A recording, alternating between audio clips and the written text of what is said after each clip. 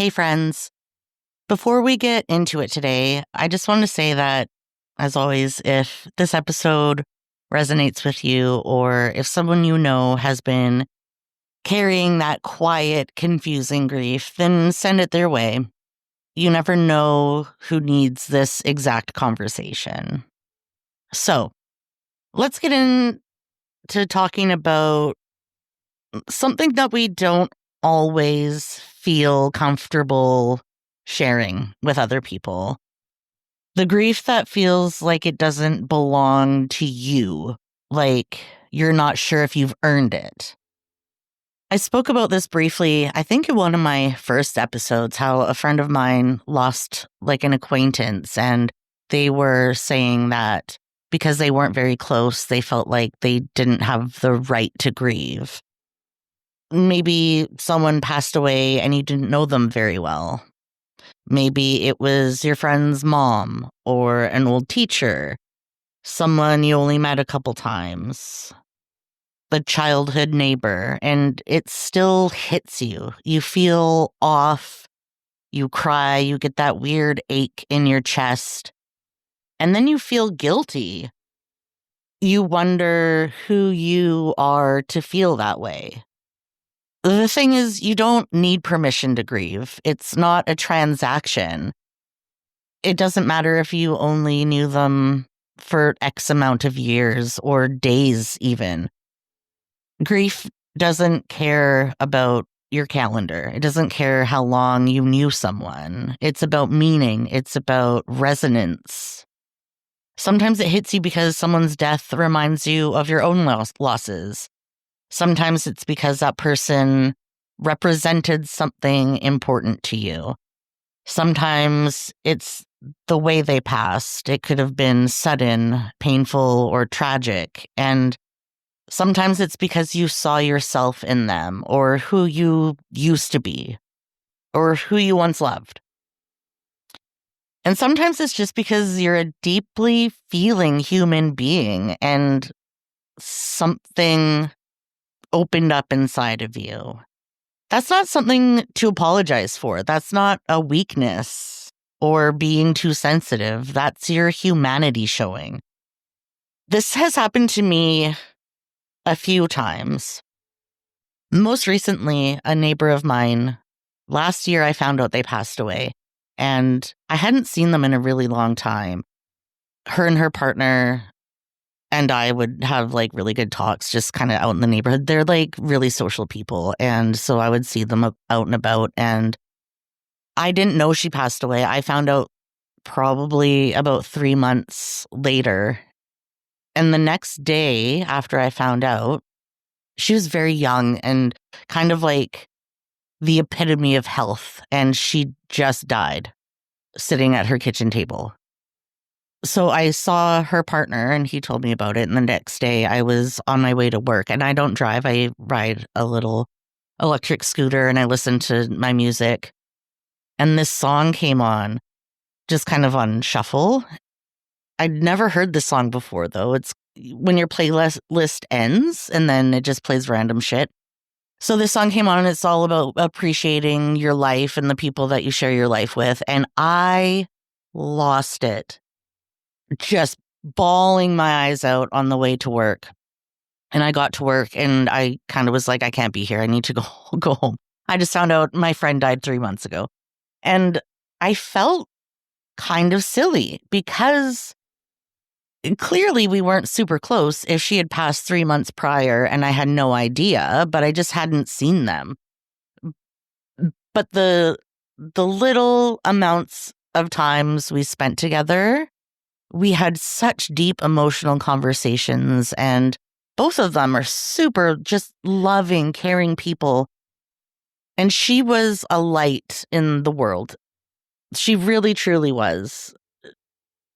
And I think for me, part of why my grief was so strong was because we need beautiful people like that in the world. And for her to just be gone doesn't make sense to me. And it still doesn't make sense to me. Every once in a while, she shows up on my People You May Know on Facebook and stuff. And I always just kind of pause and then take a second to honor her and remember her. And then I kind of continue. And even though we weren't super close, I know that if it was the other way around, she would have been just as sad as I was if I had passed. So I don't think it really matters how long you know somebody or if you even really know them. You could just know their story or follow them on social media or hear about them from a friend of a friend and feel that connection and that closeness, regardless of how close you are physically. Not knowing someone personally doesn't cancel out the ache. Death reminds us that we're all temporary. You're allowed to grieve someone you barely knew. That's okay. You're allowed to grieve someone you had a complicated relationship with. You're allowed to grieve someone whose loss opened an old wound you thought you healed. That's what makes grief so weird and beautiful and maddening. There are no rules. So if you're feeling something you can't quite explain, if you're walking around with this lump in your throat and you're trying to talk yourself out of it, stop and breathe and just let it be what it is. Your grief isn't embarrassing or excessive, and it's not invalid because someone else doesn't understand. You don't have to explain it. You don't have to rush it. You can feel it because it's real. And if it's real, it matters. So let yourself feel it for a while. You can cry for them. You can honor them. Light a candle. Write something down. Just feel it. I feel like people think that the people who love so much, that they truly grieve these losses of people that they weren't super close to. I feel like the people who don't understand that think you're weak or that you care too much. What the fuck is wrong with caring too much? Right? Does that even make sense? What's wrong with empathy? What's wrong with feeling pain for others? And sometimes it's not even really about the fact that that person is gone. That obviously adds to it. But it's okay to be sad for their loved ones. When someone dies, it's not just the connection you had with that person that's gone. It's the connection that person had with everyone else. And everyone loses that. And it's okay to feel sad for the other people in that person's life who don't get that anymore. There's nothing weak about that. That is love. And it's okay to love like that. We shouldn't feel that we have to hide that kind of love. I think we need more of that kind of love. We need more people who unabashedly love and care for others. I think that that's, especially in times like this, that's like a revolutionary act. Anyways, my friends, I'm going to keep it short today. It's just a little short one. I've had some things come up in my personal life, family stuff and whatnot, and it just kind of got me thinking about loss and about when people who aren't directly connected in your life, but still kind of orbit around when they pass, and how it feels silly sometimes to be so sad about it. But like I said, I'm the kind of person, I don't just think about my experience with that kind of loss. I think about, their family and their loved ones, their children, their grandchildren, their partners, their friends. All of us are losing a piece of that person.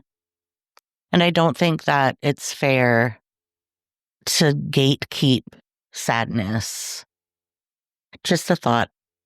Okay, friends, I'm going to go. Thank you for being here today. If you're feeling it like you're too sensitive or you don't understand why you hold such strong grief for other people, or you feel like you're judged for the love you give. Just know that it's beautiful and it's strong and it's powerful.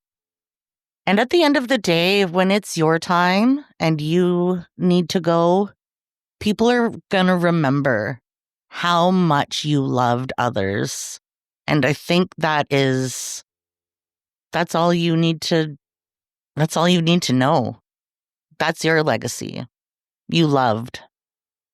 Okay. Bye, friends. You're not alone. You're a mourning person.